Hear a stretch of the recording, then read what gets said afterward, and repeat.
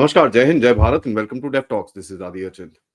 2024 बहुत ही इवेंटफुल साल रहा और हमने काफ़ी चीज़ें सीखी इस साल के अंदर। We realised a lot of things about our country that we probably didn't know. हमको दुनिया के बारे में भी कुछ चीज़ें सीखने को मिली जो हमको पहले शायद नहीं पता थी और जिस तरह से दुनिया चलती है, अब भारत धीरे-धीरे करके उस गेम के अंदर आ चुका है कि उसको अभी मतलब पूरी तरह से इवन आम जनता को भी समझ में आ रहा है कि भैया दुनिया किस डायरेक्शन में जा रही है। मैंने सोचा एक 10-15 मिनट का आपके साथ एक छोटा-सा राउंड अप ज़रूर होना चाहिए क्योंकि हमको पता चलना चाहिए कि भई कहाँ पर था 2024 जब हमने खोला था और जब एंड किया है, जब खत्म किया है, हम किस जगह पे बैठे हैं। जियोपॉलिटिकली देखें भारत का जो स्ट्रेंथ है और भारत की जो गेम है दैट हैज़ बिकम स्ट्रॉन्गर, उसमें कोई डाउट नहीं है। बट चैलेंजेस हमारे पास भी बहुत सारे आए हैं। अगर आप देखें कि 2024 जब शुरू हुआ था उस टाइम पे तो सब लोग बड़े खुश थे क्योंकि राम मंदिर का इनॉग्रेशन हुआ था एंड काफ़ी हद तक एक सनातनी वेव चला चला था भारत के अंदर। बट बाद में जाके ये पता चला कि भई सनातनी वेव तो चला था, लेकिन वो सनातनी वेव इतना स्ट्रॉन्ग नहीं था कि भई जनरल इलेक्शन तक ये चीज़ आगे चल सके। और उसके बाद internally as as a culture हमको ये समझ में आया कि अगर हम बँटेंगे, तो कटेंगे। ये एक मेरे ख्याल से बहुत बड़ी रियलाइज़ेशन भारत को हुई है और इससे पहले ये रियलाइज़ेशन नहीं थी। हमने ये देखा कि भई एक रहेंगे तो सेफ रहेंगे और अगर हम लोग इस तरह से भारतीय लोग एक साथ नहीं जुटे तो दुनिया में बहुत सारी ताकतें हैं, हमको ये देश को बिखेरने के लिए। हमने 2024 के इलेक्शन के अंदर देखा किस तरह से दुनिया भर की ताकतें लगी हुई थी और किस तरह से भारत को इन्फ्लुएंस करने के लिए क्या-क्या चीज़ें हुई और किस तरह से 2040 का एक वोट आया। उसके बाद हमने ये भी देखा कि पूरे पूरा देश एक बेसिकली डिसॉर्डर हो रखा था, हमको समझ में नहीं आ रहा था यार किस तरह चीज़ें आगे जाएँगी, क्या होगा, क्या नहीं होगा। लेकिन 2 इलेक्शंस ऐसे हुए जिसने बेसिकली एक पासा बदलने की बात करी है। एक हुआ आपका हरियाणा जिससे दिल्ली सेफ हुआ और एक हुआ आपका महाराष्ट्र जो एक बड़ा राज्य है और जिसकी सेंट्रल गेम के अंदर भी काफ़ी एक वेट बैठता है। तो उससे थोड़ा-सा कॉन्फिडेंस देश में वापस आया और उसके बाद आप देख रहे हैं कि अभी बेसिकली एक काउंटर फाइट शुरू हो चुकी है। बट उसी बीच इतने सारे चैलेंजेस भी आए भारत को अगर आप देखें तो दुनिया की इकोनॉमी किस तरह से टैंक कर रही है, दुनिया में एक इकोनॉमिक क्राइसिस की तरफ आगे जा रहा है और उसका इम्पैक्ट आपको भी भारत के अंदर दिखता है। अब देखिए ऐसा तो है नहीं कि भाई दुनिया एकदम क्राइसिस में है और आप मजे से 8-10% पे चढ़ रहे हो, वो होगा नहीं। It will effect you a little bit but इतना इम्पैक्ट नहीं आया बिकॉज़ 7 सवा 7% से लेकर अभी जीडीपी आके 6.5% पे आके बैठी है that where you are able to kind of navigate through this crisis as well. So मेरे हिसाब से well done as far as the economy is concerned. कुछ कंसर्न्स हैं मिडल क्लास के लिए जब हमने बजट देखा वी सॉ दीज़ कंसर्न्स और मिडल क्लास ने काफ़ी आवाज़ उठाई इसके ऊपर। मेरे हिसाब से we should in the next budget look at some sort of a populist budget जहाँ पर मिडल क्लास के लिए कुछ बेनिफिट्स दिए जाएँगे। और ऐसे फीलर्स हमको आने ऑलरेडी शुरू हो चुके हैं कि भई गवर्नमेंट कंसिडर कर रही है कि 15 लाख तक बिल्कुल भी इनकम टैक्स नहीं चलाएँगे और भी काफ़ी सारी चीज़ें दिखती हैं। बट एक चीज़ हमने देखी है कि इस भारत देश में भारतीयों को ये समझ में आया है कि अगर अपनी आप आवाज़ सही तरीके से उठाओ, ज़रूरी नहीं है कि रोड पे जाके तोड़म-तुड़ाई करो और ये करो, आप अपनी आवाज़ सही तरीके से उठाओ तो सुना जाता है और उसके बाद चेंजेस भी होते हैं। हमने ये भी चीज़ें देखी। इंटरनल सिक्योरिटी के हिसाब से एक बहुत बड़ी रियलाइज़ेशन आई जब बांग्लादेश का क्राइसिस हुआ। जैसे ही बांग्लादेश का क्राइसिस हुआ हमको एक चीज़ बड़ा क्लियरली एक-एक भारतीय को समझ आ गई और मेरे हिसाब से कहीं न कहीं गवर्नमेंट को भी समझ में आई है कि ये जो इल्लीगल बांग्लादेशी यहाँ पर बैठे हुए हैं, इनका कुछ हिसाब करना पड़ेगा। कई लोग बोलते हैं यार पहले क्यों नहीं करा? भई पहले इसलिए नहीं करा क्योंकि आपकी एक फ्रेंडली गवर्नमेंट थी, आप कुछ ना कुछ उसके साथ डील करने की कोशिश कर रहे थे, जहाँ पर उनकी स्टेट्स और उनके एरियाज़ और उनके पोर्ट्स वोर्ट्स को यूज़ करके आप कुछ करने की कोशिश कर रहे थे, तो there was a bit of hesitance to do this और ये चीज़ हमको बड़ी क्लियरली दिखती है। बट आज वो हेजिटेंस टूट गया है। आज हम देख रहे हैं कि भई इनके नेक्सस को पूरी तरह से तोड़ा जा रहा है। इनके जितने भी आपके ये जो भी इनके टाउट्स हैं, इनके ह्यूमन ट्रैफिकिंग नेटवर्क्स हैं और ये सब चीज़ें हैं, हम इस चीज़ को टूटता हुआ देखते हैं। उसके बाद देखिए हमको एक और क्राइसिस का रियलाइज़ेशन हुआ कि भई एक्सटर्नल कितना उसमें डीप हैंड है which is the Manipur crisis 2023 3rd of मई में वो स्टार्ट हुआ था। आज 2024 एंड होने वाला है, 1 डेढ़ साल के करीब हो चुका है उसको। और आज भी हम देखते हैं कि कितने एक्सटर्नल फोर्सेस की तरफ से वहाँ पर काफ़ी हद तक एक पुश की जा रही है। हैविंग सेड दैट एक हमको अभी दिखता है पिछले 2-3 महीनों के अंदर एक स्टाइल चेंज हुआ है to handle the Manipur crisis and violence तो चल रही है, थोड़ी बहुत है, there is no question about it, but I am quite positive now कि धीरे-धीरे करके यहाँ पर कुछ स्टेप्स बैक एंड पे लिए जा रहे हैं जिनका इम्पैक्ट आपको अगले 2-3 महीने में दिखेगा। ऑल्दो अगर आप टैक्टिकल सिचुएशन, ज़मीनी सिचुएशन, एक-एक चीज़ इश्यूज़ की सिचुएशन देखें तो काफ़ी खराब हालत है वहाँ पर and it's not a very pleasant situation. Having said that, security forces की तरफ से एक गेम चेंज किया गया है, एक एंगल चेंज किया गया है और वहाँ पर आपको दिखेगा 2-4 महीने के अंदर where some changes will take place. And आज जैसे आजकल में वो चीज़ें चल रही हैं, कुकी वुमेन्स वहाँ पर खड़े होके सेंट्रल फोर्सेस को अंदर नहीं जाने दे रही। इस बार ही सेंट्रल फोर्सेस चुप नहीं रही और काफ़ी उनको फिर धमकाया भी है और टियर गैस और ये सब करके उनको साइड भी करा है। पहले वो सब काम नहीं होता था। पिछले 2 दिन के अंदर वहाँ पर बंकर बस्टिंग शुरू हो चुकी है। There is a huge drug trafficking का जो नेटवर्क है, उसकी बस्टिंग शुरू हो चुकी है। तो all this overall will make an impact in the major situation in Manipur. एक चीज़ हमको और रियलाइज़ हुई है कि ये जो रैपिड कन्वर्जन है भारत के अंदर, इसको थोड़ा-सा ध्यान देना पड़ेगा। हम देखते हैं पंजाब में येसु येल्लु येसु बल्ले बल्ले की रैलीज़ चल रही हैं और जहाँ पर हमको एज़ हिंदूज़ हमारे सिख भाइयों को देख के कन्वर्ट होते हुए हमको बहुत बुरा लगता है। लेकिन वहाँ पर जो गवर्निंग बॉडीज़ हैं, उनको मेरे हिसाब से कोई फ़र्क नहीं पड़ रहा बिकॉज़ ऑफ व्हाटएवर रीज़न्स। अब मेरे को इतना पता नहीं है क्या है ग्राउंड में, बट इसके ऊपर थोड़ी इन्वेस्टिगेशन हमको करनी पड़ेगी। किस तरह पंजाब में गेम खेली जा रही है, आप देख रहे हैं आजकल में पंजाब बंद है, लेकिन ज़मीन से अभी आवाज़ें उठनी शुरू हो गई हैं। लोग बिल्कुल भी विश्वास नहीं करते कि ये सब चीज़ें जो भी हैं, ये बिल्कुल भी ठीक नहीं है। पंजाब बंद बिल्कुल भी एक्सेप्टेबल नहीं है और काफ़ी हमने वीडियोज़ देखे हैं जहाँ पर लोग अपोज़ कर रहे हैं इस चीज़ को। फार्मर प्रोटेस्ट दोबारा उठाने की कोशिश हुई जिसको सरकार ने काफ़ी स्ट्रॉन्ग हैंड से क्रश करा और वो चीज़ हम एप्रिशिएट करते हैं। और ये चीज़ मेरे हिसाब से कि भई सरकार को भी समझ में आई है, ये जो भी प्रोटेस्ट में थोड़ा-सा हल्का हाथ नहीं देना है, इसको बढ़ने से पहले ही रोकना है और बढ़ने से ही पहले इसको ज़रा थोड़ा-सा टाइट करके रखेंगे तो आपको दिखेगा कि ये चीज़ आपको फिर तंग नहीं कर पाएगी।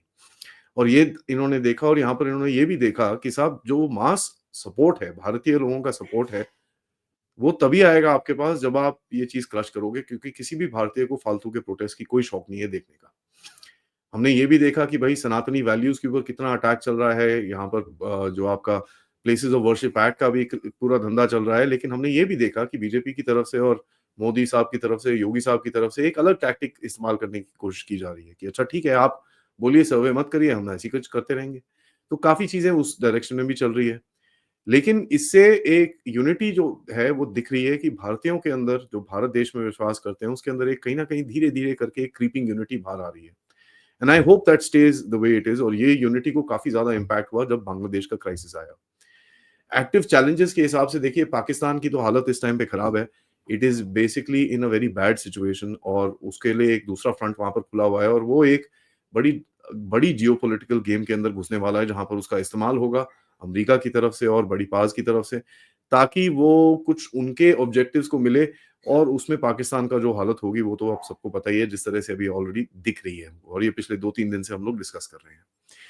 हमने ये देखा कि नेबरहुड के अंदर श्रीलंका प्रीटी मच स्टेबल है, नेपाल के अंदर कुछ ना कुछ आवाज़ें आती रहती हैं, बेल्ट एंड रोड की दोबारा साइन करते रहते हैं वो लोग, लेकिन ग्राउंड पे कुछ होता नहीं है।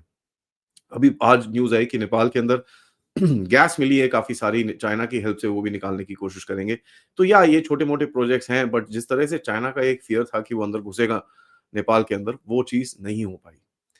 बांग्लादेश के अंदर जो फ़ियर था कि भई चाइना का इसके अंदर यहाँ पर पूरी तरह से इम्पैक्ट रहेगा, यहाँ तो हमने देखा कि भैया ना जस्ट हमारा इम्पैक्ट काफ़ी कम हुआ, बट चाइना तो पूरी तरह से वहाँ पर वाइप आउट हो गया। भूटान के अंदर things are pretty much as is, but हमको एक चीज़ सपोर्ट में दिखती है कि भूटान के किंग और उनके जो करंट प्राइम मिनिस्टर है very pro India and things are pretty much pretty normal at the moment. Myanmar में हम लोग एक बड़ी चीज़ देखते हैं कि भाई ये जो थ्री ब्रदर अलायंस है और ये जो अराकान आर्मी है, चिन स्टेट और ये सब चीज़ें हैं, उसके अंदर हमने ये देखा कि एक जो पहले ओपन चाइना के साथ वो बैठते थे, वहाँ पर चाइना की थोड़ी-सी रिज़र्वेशंस आनी शुरू हुई हैं।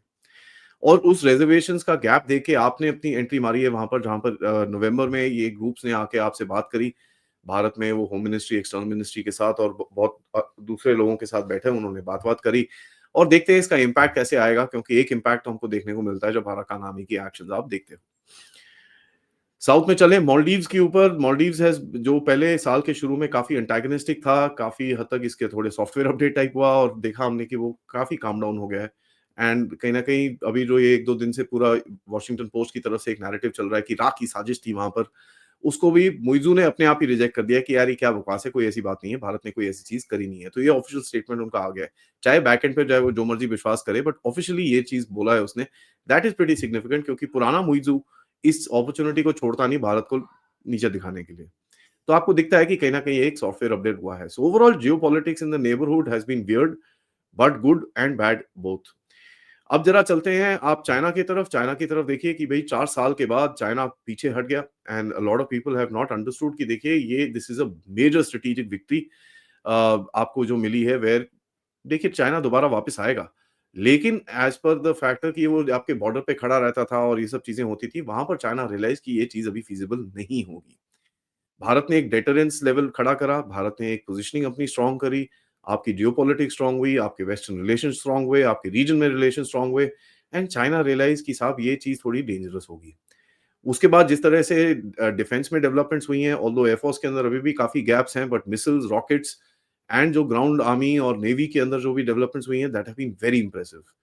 और वो इंप्रेसिव चीज़ें देख के आई थिंक एक डेटरेंस भी क्रिएट होता है, where China would have realized यार the cost of doing something at the moment will be very high. Plus China की अपनी हालत धीरे-धीरे करके खराब हो रही है। आप देख रहे हैं पिछले साल शुरू में कोविड से बाहर निकले थे, चाइना थोड़ा स्लगिश था। लोग बोल रहे थे give it time China will recover और वो 1 साल निकल गया है but actually China has gone worse. यहाँ पर शी जिनपिंग पूरी तरह से एक डिक्टेटरशिप में आ चुके हैं और वहाँ पर जितने भी हर महीने एक दिखता है कि एक जनरल की गर्दन काट देता है वो। So there are issues there वो अभी ताइवान के साथ उसने थोड़ा नॉर्मलाइज़ कर दिया है अपना ये जो एक्सरसाइज़ हर 2-3 महीने में खड़ा हो जाता है ताइवान को सराउंड करके तो ये देखा है हमने he is try to normalise this thing कि भई ताइवान को हम ज़रा पुश करते रहेंगे और हम उसके ऊपर प्रेशर डालते रहेंगे। आप उसके बाद थोड़ा एक्सटेंडेड नेबरहुड में देखें तो इंडिया का reach has become much better in South East Asia, India का reach has become much better in the ASEAN nations. Philippines को आपने ब्रह्मोस बेची, अभी वियतनाम के साथ डील साइन हो गई है। There is a lot of stuff which is happening with Malaysia, with Indonesia. आपके वहाँ पर पोर्ट्स बन रहे हैं, बेसेस बन रहे हैं। इंडिया का जो एक स्ट्रेटेजिक इंटरेस्ट का मैप था, वो काफ़ी हद तक इंक्रीज़ हुआ है। Adani has played a major role और इसको आपको एक्सेप्ट करना पड़ेगा कि अडानी ने काफ़ी एक रोल प्ले करा है इंडियन मैरिटाइम लुक ईस्ट जो पोर्ट लेड डेवलपमेंट पॉलिसी है उसकी तरफ आगे बढ़ाने के लिए। एज़ फार एज़ दुनिया की कंसर्न आप देखें यूक्रेन वॉर वैसी की वैसी चल रही है। हमने ये देखा कि उसके अंदर थोड़े-से अभी होप्स हैं कि भई कोई आके कुछ बात करनी शुरू करे और आपने ओपनली अभी एक्नॉलेज करना शुरू करा है कि आप बीच में रशिया और यूक्रेन के बीच में कुछ बात कर रहे हैं। क्या एग्ज़ैक्टली कर रहे हैं? मीडिएशन की बात हर कोई मना करता है but I think you are making a channel of communication जहाँ पर दोनों साइड्स के साथ आप बैठ के बात कर सकते हैं। दोनों साइड को भी एक जगह, एक प्लेस मिलती है, एक अपॉर्च्युनिटी मिलती है अपने थॉट्स एक-दूसरे को बताने के लिए। हैविंग सेड दैट वहाँ पर एस्केलेशन चलती रहती हैं, वहाँ पर यूक्रेन की तरफ से और अमेरिका की तरफ से असैसिनेशन प्रोग्राम चलते रहते हैं, अटैकम्स यूज़ करके रशिया के अंदर अटैक्स होते हैं, उसके बाद रशिया ने भी एक कैपेबिलिटी अपनी दिखाई जो दुनिया को काफ़ी शॉकिंग लगी और scenic missile which was hypersonic MIRV तो हमने वो भी देखा। उसके ऊपर काफ़ी डिस्प्यूट्स हैं, नहीं ये हाइपरसोनिक नहीं है, ये है, वो है, whatever it is, it was a new technology that the Russians had shown जिसमें आपको एक चीज़ दिखी कि यार okay fair enough this thing could escalate और यहाँ तक कि लोग में बातें करनी शुरू करी कि यार ये न्यूक्लियर वॉर की तरफ ना चले जाए। एंड में हमने ये देखा कि भई जो इज़राइली वॉर थी वहाँ पर हमने देखा कि साहब हिज़बुल्लाह के साथ उन्होंने वॉर छेड़ी। गाज़ा के साथ तो चल ही रही थी। काफ़ी पूरा जेनोसाइड जेनोसाइड पूरा फ्री फ्री पैलेस्टाइन के प्रोटेस्ट हमने देखे चारों तरफ दुनिया के अंदर। आज वो प्रोटेस्टर पता नहीं कहाँ हैं, किस जगह पे जाके सो गए हैं, मुझे नहीं पता। But today we don't see that happening. हमने ये भी देखा कि हिज़बुल्लाह की तरफ इज़राइल ने एंट्री मारी जहाँ पर इतना सक्सेसफुल नहीं हुआ उनका campaign although they achieved some objectives दूसरे ऑब्जेक्टिव्स पे अभी भी काम चल रहा है। हैविंग सेड दैट एक मेजर ऑब्जेक्टिव उनका कट गया है जहाँ पर एचटीएस जब सीरिया के अंदर आया, उनका जो हिज़बुल्लाह की तरफ एक जो सप्लाई रूट था वो कट गया है। लेकिन I am sure Hezbollah will find somewhere else to supply itself क्योंकि एक जो न्यूज़ आ रही है कि एक नया मिलिशिया बनाने की कोशिश कर रहा है अभी Hezbollah which will fight the Israelis in southern Lebanon. तो ये भी चक्कर है। Syria as a country has basically ceased to exist. ठीक है, उसके छोटे-छोटे टुकड़े हो रखे हैं, काफ़ी एक जगह एक एचटीएस कंट्रोल करता है, एक कर्ड्स कंट्रोल करते हैं और कुछ एरियाज़ अभी टर्की और इज़राइल दोनों कंट्रोल करते हैं। हम ये देखते हैं कि भई टर्की और इज़राइल दोनों एक बॉर्डर स्टेट बनने वाले हैं और यहाँ पर इस जगह की टेंशन्स को हम आगे देखते हैं कि ये अभी एस्केलेट होंगी। मोस्ट ऑफ द टेंशन्स हो रही हैं north of the Persian gulf, southern Persian gulf के अगर अगर अंदर देखें हम लोग तो यहाँ पर यमन के अंदर काफ़ी हद तक चीज़ें खराब हो रही हैं और धीरे-धीरे करके हूथीज़ की तरफ एक फ़ोकस अभी जा रहा है। ईरान अगला निशाना है, ये सबको पता है, किस तरह ईरान का ऑपरेशन गेम होगा ये किसी को नहीं पता बिकॉज़ रेजिम चेंज के बारे में बात होती है, हॉट वॉर्स के बारे में बात होती है। This is something that will have to go forward and see और इसके ऊपर काफ़ी हद तक एक डिपेंडेंसी है गहरे राज्य की तरफ और जहाँ पर एक नया प्रेज़िडेंट अमेरिका में आया है, जिसका नाम है डोनाल्ड ट्रम्प। कई लोग तो अभी भी डाउट करते हैं कि यार डोनाल्ड ट्रम्प को सीट में बैठने दिया जाएगा कि नहीं दिया जाएगा, हालत कैसी होगी डोनाल्ड ट्रम्प की, क्या कर पाएगा, क्या नहीं कर पाएगा। वेल इसके ऊपर तो स्पेकुलेशन आप कर ही सकते हैं, लेकिन आपको कहीं न कहीं हिंट्स तो मिल ही जाते हैं कि किस डायरेक्शन में चीज़ें चल रही हैं। आज मेगा सपोर्टर से थोड़े थोड़े भारतीय गुस्सा हैं क्योंकि वहाँ पर थोड़ी रेसिज़्म के इंसिडेंट्स हमको देखने को मिले, किस तरह से चीज़ें जाती हैं। लेकिन देखिए, इसमें हमको online racism and on the ground racism में थोड़ा-सा डिफरेंशिएट करना पड़ेगा। मेरे को लगता नहीं है जितना ऑनलाइन में हेट्रेड अभी दिख रहा है, उतना ग्राउंड के अंदर है। Having said that, you never know किस तरफ डायरेक्शन में चीज़ें जाती हैं, बट अमेरिका के जो भी करंट लीडरशिप, जो आने वाली लीडरशिप है, उसकी तरफ से काफ़ी रेजिस्टेंस दिखाई जा रही है। Let's see how this game goes forward, क्योंकि जो भी कह लीजिए, ट्रम्प जो भी जीता है is also one on the backs of the hardcore right. America के अंदर भी एक हार्डकोर राइट है, वो भी काफ़ी एक अभी धीरे-धीरे करके अपनी आवाज़ उठाने को कोशिश कर रही है। अमेरिका पे और गहरे राज पे वापस आते हैं, लेकिन ऐसी ही चीज़ आप देखते हैं सॉरी, आपका यूरोप के अंदर बिल्ड होती हुई। एक राइट विंग गवर्नमेंट्स का धीरे-धीरे करके इमर्जेंस हमको दिखता है, जहाँ पर अपनी नेशनलिस्टिक वैल्यूज़ और इन चीज़ों के ऊपर बात होती है। Except a few countries of course, हमको ये चीज़ दिखती है इटली के अंदर, ये चीज़ दिखती है पोलैंड के अंदर और कुछ और स्टेट्स के अंदर, लेकिन जर्मनी, फ्रांस, यूके, इनके अंदर तो हमको सेम ओल्ड गंदी पॉलिसीज़ दिखती हैं, जहाँ पर they want to basically, I don't know for what reason, ruin their countries. इनको ये समझ में नहीं आ रहा है कि ये पूरा जो गेम चल रहा है इसके अंदर, अपनी रेलेवेंस को इन्होंने इकट्ठा करने के लिए, अपनी रेलेवेंस को, अब यूरोप जो सेंट्रल यूरोप है उसको दोबारा कीप इट इन रेलेवेंस, उसको करने के लिए ये यूक्रेन वॉर को ड्रैग करी जा रहे हैं। They want America involved so that इनका अपना एक वर्चस्व जो है वो कहीं न कहीं इंटैक्ट रहे। लेकिन इस्लामिज़्म हमने देखा है एक बढ़ता हुआ, और जो एक यूएई के एम्बेसडर या मिनिस्टर किसी ने बोला था कि भई, जो हार्डकोर एक रेडिकल इस्लामिज़्म जो यूरोप से निकलेगा, उसको इनको समझ में नहीं आ रहा है। एंड ये चीज़ हमको भी दिखती है कि ये अभी निकलना शुरू हो चुका है। जिस तरह से जर्मनी में अटैक शुरू हुए हैं, उसको काफ़ी हद तक कवर अप और ये सब करने की कोशिश करी है, लेकिन we all know what it is. हमने ये भी देखा कि साहब, पूरा अगर गहरे राज्य की तरफ देखें, एक शिफ्ट होता हुआ दिखता है हमको। ऑल्दो गहरे राज्य को तोड़ना, हराना ये बड़ा डिफिकल्ट चीज़ है, but you can see that priorities shifting, जहाँ पर वो अपने आप को एक पहले जो एक लेफ्टी मोड पे चल रहे थे, आज धीरे-धीरे करके they are trying to shed that lefty mode, and हम देख रहे हैं कि अभी एक सेंटर राइट की तरफ आने की वो कोशिश कर रहे हैं। Because they have now realised one thing, and they एक डायलॉग पीटर थाइल ने दिया था कि साहब, if you go woke you will go broke. तो इनको ये भी समझ में आ चुका है कि यार, ये जो पहले वाली ये जो डेमोक्रेटिक पार्टी की ये पॉलिसीज़ हैं, इसके अंदर से यार पैसे-वैसे नहीं बन रहे, क्योंकि हालत ऐसी खराब हो रखी है, तो यार we need some guy who will recharge the economy. And अगर आप ये चीज़ देखेंगे, ट्रम्प ने आके पहले ही ब्रिक्स करेंसी के ऊपर लात मारी, डी-डॉलराइज़ेशन के ऊपर लात मारी, सऊदी अरेबिया को काफ़ी हद तक प्रेशर में डाला है कि भैया तू डॉलर मत छोड़, ये वो एंड ऑल दैट। सो थोड़ी-सी स्ट्रेंथनिंग आपको दिखेगी, but of course overall you will see that the American system, जो एक गहरे राज्य का इतना कंट्रोल था दुनिया के ऊपर, वो धीरे-धीरे करके शट डाउन करेगा।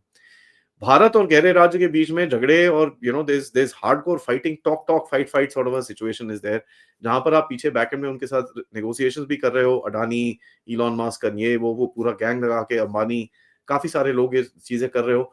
But there are also attacks on you, आपके एस्टेब्लिशमेंट के ऊपर, आपके इलेक्शंस के ऊपर, आपके ऊपर सपोर्ट, एंटी नेशनल फोर्सेस को सपोर्ट किया जाता है from the US State Department. तो काफ़ी हमको एक good cop bad cop sort of a routine दिखता है।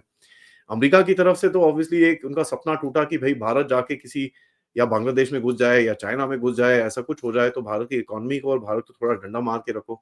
India has actually resisted all these things, which is very, very good and very mature policy, जो हमको आगे जाके और दिखाएगी कि यार, ये चीज़ अच्छी थी जब हमने अपने आप को कंट्रोल में रखा, otherwise we would have landed up into a lot of trouble. और टुडेज़ डे एंड एज देखिए, जिस तरह से दुनिया चल रही है, they probably are waiting for you to make a mistake. आप जहाँ गलती करोगे, क्रैक मारेंगे आपके ऊपर, and they will try and hit your economy. जो आज कई लोग बोलते हैं 4.2 4.3 ट्रिलियन डॉलर्स के करीब में अभी अगला कुछ आएगा, तो उसके अंदर ऑलरेडी पहुंच चुकी है, and you should be overtaking number 4 country Germany को। आप ओवरटेक करके अभी नंबर 4 पे आप पहुंच जाओगे as far as economy is concern. देखिए, जब तक आपकी अर्थव्यवस्था स्ट्रांग नहीं होती, तब तक आप कुछ भी दुनिया में नहीं कर सकते। आपके पास पैसे होने चाहिए, पैसा बोलता है, और उसी को आगे लेके जाने की पॉलिसी काफी हद तक दिख रही है। अगर आप एक और चीज़ गहरे राज्य की तरफ से देखें कि एक जो सेटअप है, और जो एक टेक्नोलॉजी वाले जो लोग हैं, वो सडनली एलिवेट हो गए हैं। दुनिया में सेंसरशिप और ये सब चीज़ें जो चलती थी, वो थोड़ा-सा काम डाउन हुई हैं, लेकिन इतना ऑब्वियसली नहीं हुआ है, थोड़ा बहुत काम डाउन हुआ है। We can see some changes happening around in the place, but ज़्यादातर हमको दिखता है कि काफ़ी हद तक अभी भी प्रॉब्लम चल रही हैं। एक जो मैसिव चेंज हमने देखा, वो जब इलॉन मस्क ने ट्विटर को खरीदा, we saw a massive change, and हमने एक चीज़ देखी कि ओपनली अब बात कर पा रहे थे, which was a major thing. But उसी प्लेटफॉर्म को यूज़ करके एंटी इंडियन रेटरिक भी चलाया जाता है, जहाँ पर मैं सबको वार्न करना चाहूँगा कि देखिए, a lot of these guys are doing it for engagement. इनको पता है भारत एक नेशनलिस्टिक देश है, इनको जरा उँगली करो, ये करोड़ों में आके इन तुमान को लात मारेंगे और होगा क्या, इनके इंप्रेशंस, इनके पैसे, यूट्यूब सॉरी अपना ट्विटर के ऊपर जो भी रेवेन्यू आता है वो धीरे-धीरे करके इनका बढ़ता रहेगा। So they are doing it for this particular purpose also. कई लोग हैं जो ये सब चीज़ें करते हैं एंड यू नो हाउ जब से ये मोनेटाइज़ हुआ है ट्विटर के अंदर, ये चीज़ें और थोड़ी ज़्यादा हुई हैं कि भैया मेरे देखो कितने इंप्रेशंस हैं, मेरा पोस्ट इतना वायरल हुआ, मेरा ये, मेरा वो एंड ऑल दैट स्टफ। तो आपको ये भी चीज़ें दिखती हैं, ये कहीं कई अनएम्प्लॉयड ये racist white Americans are there जो इस प्लेटफ़ॉर्म को यूज़ करके खैर थोड़े बहुत अपने पैसे-वूसे बना लेते होंगे। भारत की तरफ से अगर आप देखें धीरे-धीरे करके भारत की जो एक नेगोशिएशन रहेगी गहरे राज्य के साथ, I think that position is gonna get stronger going forward, क्योंकि जैसे-जैसे दुनिया में क्राइसिस आगे बढ़ेगी और उसके सेटलमेंट की बात आएगी, बिना भारत के आप वो सेटलमेंट नहीं कर पाओगे। आप घुसे हुए हो ईरान-इज़राइल के बीच में भी, आप घुसे हुए हो रशिया-यूक्रेन के बीच में भी, तो एक आपका जो वर्ड है वो रहेगा। आपकी रेलेवेंस और बढ़ी when you started doing the global south summits. अभी I think it should happen any time now. तो काफ़ी हद तक एक एक जो रेलेवेंस है भारत का, जब एक भारत की आवाज़ का रेलेवेंस है, पहले तो टोकते थे, आज सुनते हैं जब भारत बोलता है। So there is a difference, there is a change that has happened and वो चीज़ हमको देखने को मिलेगी। अंत में मैं यही चीज़ बोलूँगा कि काफ़ी जो दुनिया में चेंजेस चल रहे हैं, इसके अंदर हमको एक ही चीज़ समझनी है यार, everybody is vulnerable, so are you. एक रहिए, साथ में रहिए, please think about your country because otherwise बहुत सारे लोग और बहुत सारी पावर्स भारत के अंदर और भारत के बाहर भी बैठी हैं, आपको सीधा करने के लिए और आपकी जितनी भी आपने अचीवमेंट्स करी हैं, उसको पूरी तरह से पानी में मिलाने के लिए। हमने ये देखा कि मोदी साहब 2-3 महीने तक थोड़े से ढीले थे, he kind of took it easy, he didn't want to take major decisions, but धीरे-धीरे करके जो 3-4 बड़ी-बड़ी डिमांड्स थी, फॉर एग्जांपल द वक्फ, the one nation one election और भी जो 3-4 बड़ी-बड़ी डिमांड्स थी, ये धीरे-धीरे करके they are coming into forefront. मंदिरों का जो एक डिस्कशन है, खैर पहले तो बिल्कुल ही कोई बात नहीं करता था, of of fringe here and there people are talking, now at least it's become a mainstream discussion. Deep state का जो डिस्कशन है, it has become a mainstream discussion. तो काफ़ी कुछ बदला है as far as the narrative is concerned in India and in लोगों को भी गवर्नमेंट वालों को भी समझ में आया है, अगर आप नैरेटिव को कंट्रोल में नहीं रखोगे, क्या उसका इम्पैक्ट होता है और ये झूठ की जो राजनीति होती है, उसका इम्पैक्ट किस तरह आगे जाता है। यहाँ पर आपका रोल, मेरा रोल उतना ही ज़्यादा है because we have to sift through the nonsense and मेरा रोल तो यहीं पर है कि मैं आपके साथ जुड़ा रहूँगा। I will try and do more as far as much as I can और धीरे-धीरे करके we will try and open up जो ये नैरेटिव चलते हैं, ताकि हम अपनी सेफ्टी, अपनी सिक्योरिटी को अपने साथ रखें।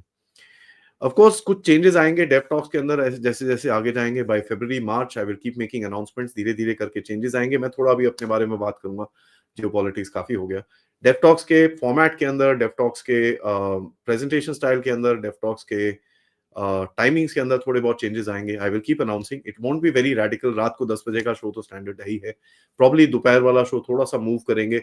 सो 5:30 6 o'clock को मैं एक आपसे ऑप्शन लूँगा and why don't you comment and tell me why why and I am not saying immediately होगा, ये करीब फरवरी के करीब में होगा, वेयर जो शाम का शो है, दोपहर का शो है, instead of doing it at 3:15 जब बहुत लोग ऑफिस में होते हैं, can we shift it at about 5:30 6 o'clock जब लोग फ्री होने शुरू हो जाते हैं, so at least more people can get involved during that that show as well.